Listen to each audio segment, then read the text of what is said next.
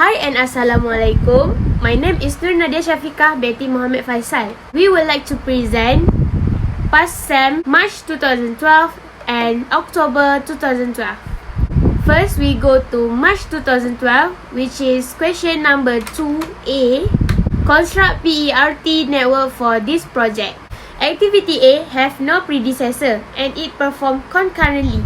Next, we go to activity B, C, and D. These three activities can start after A have been completed. Activity E will start when activity B, C, D was complete. Furthermore, activity F can start if activity C and E is definitely complete. Okay, so we can see 3 to 5 have dummy. G can start if activity B was complete. Moreover, activity H and I can start if activity B, D have been complete. And the last activity will be activity J can start if F, G, H have been complete. Next is question 2B, which is calculate the earliest event time and last event time for each event. EET will start from 0. The duration for activity A is 6 weeks. So 0 plus 6 we get 6. Move on to activity B. The duration is 5 weeks. So if 5 plus 6 it will be 11. Next, go to activity E. The duration is 5 weeks. So it will get 16. Go to activity C, which is the duration is 7 weeks. So if plus it will get 13. For EET, we choose the highest duration, which is E, 16. For activity D, if plus with 6, it will get 13. Next, move to activity F, which is 6 weeks, and it will get 22. For G, the duration is 7. So, if plus, it will get 18. For H, the duration is 8 weeks, and it will get 21. So, we choose EET 22 because the highest among others. We proceed to activity I, which is 7 weeks, and it will get 20. For activity J, have 5 weeks, and it will get 27. So, we choose 27 for the last EET. LET will start with 27. The duration for J is 5 weeks. So, if we minus it, we get 22. Next, go to activity I with 7 weeks, and if minus, it will get 20. For activity H, it has 8 weeks, and it will get 14. So, we choose 14 because has a smaller number. Next, go to activity G, which is 7 week duration, and if minus, it will get 15. For activity F, the duration is 6 weeks, so if minus, it will get 16. We move to activity E, which is 5 weeks, and it will get 11. So, we choose 11 because has the smallest value. We move to the activity C, which is 7 weeks, and if minus, it will get 9. Move to activity B, has 5 weeks, and if minus, it will get 6. Next is activity D, which is have 7 weeks, and if minus, it will get 7. So we choose 6, which is B because has smaller value. Next, we minus 6 and it will get 0. We go to question number 2. Identify the critical activity for the network. For this critical activity, we choose ABGJ because it has a straight line. Question 2D.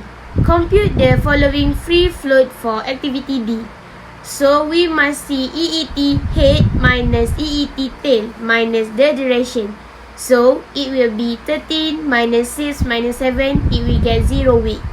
Next is total float for activity G. The formula is LET head with minus LET tail minus duration, and it will be 22 minus 11 minus 7, and the answer is 4 weeks. For the independent float for activity H, it will be EET head minus EET tail minus duration.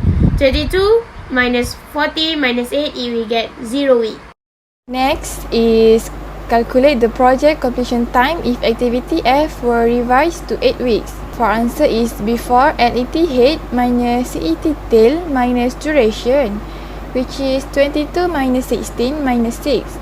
We get 0 week, while after is LETH minus EET tail minus duration, which is 22 minus 16 minus 8, we get negative 2 week. Next, we move to October 2012, question 3. A. Construct the CPM network for the project. Based on the diagram, we can make the following conclusion, which activity A and B have no predecessor and they perform concurrently. Next is activity C, which can start after activity A has been complete, while activity D can start after activity A and B have been complete. In this event, dummy was happened. Next is activity E, which can start after activity C and D have been complete. In this event, the dummy was happen again. After that, activity F can start after activity C has been complete. Next is activity G, which can start after activity D has been complete, while activity H can be start after activity F has been complete. Next, we move to activity I, which can start after activities E and F have been complete, and activity J can start after activity G has been complete. Last is activity K, which can start after activity H and I have been complete. In addition, question B is compute the earliest event time and latest event time for each event. First, we calculate the EET, which start from EET first node, which is always 0, and we move to activity A, which has EET 5, and activity B EET is 2, which get from 0 plus 2 we get 2. Next is 5 plus 8, and we get 13 for EET activity C, while for activity D we get EET 3 because 2 plus 1 we get 3. When there is more than one activity, we need to choose the largest value among the alternative to determine the EET, like activity E and G. We choose G because G has the largest value, which is 6, while E we get 5. So we choose activity G as the EET for this event. Next is activity F, we get EET 17, which come from 13 plus 4. Next, we move to activity H, which 17 plus 2, we get 19 for EET for this event.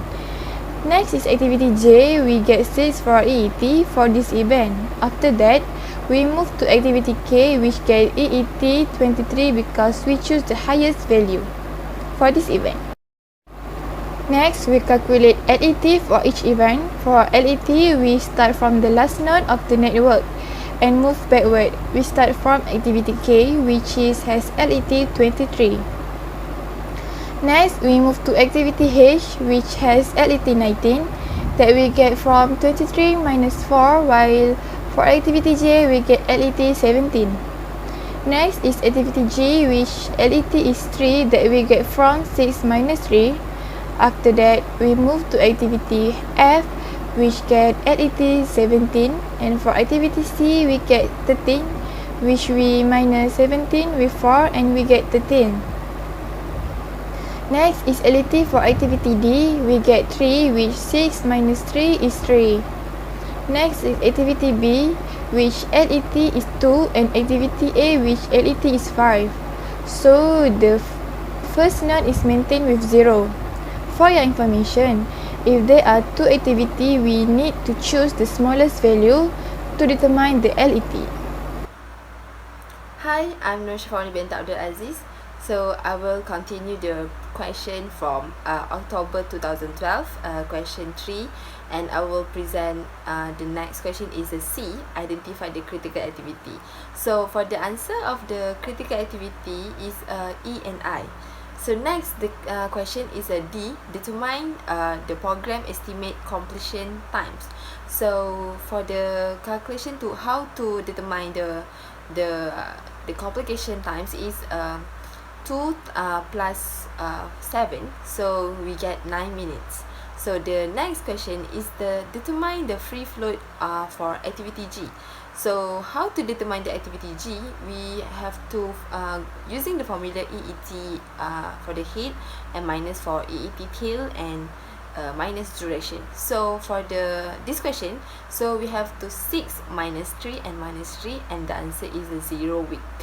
So the next is the last question is if activity D is revised from the 1 week to 4 weeks. So how would this effect for this project? So we have to answer this question for to calculate the before for 1 week. So for the formula to calculate is LET minus EET and minus duration. So for the before of the revise, so we have to calculate 14 minus 2 and minus 1 because the 1 week, so we get the 11 week. So after that we have to change because they have a 1 week to 4 weeks. So after that we have to calculate using the same formula, and we put it 14 weeks minus 2, that's the same, but we have to change the duration because the question asking for the 4 weeks, so we have to minus 4, so we get 8 weeks. So thank you from us.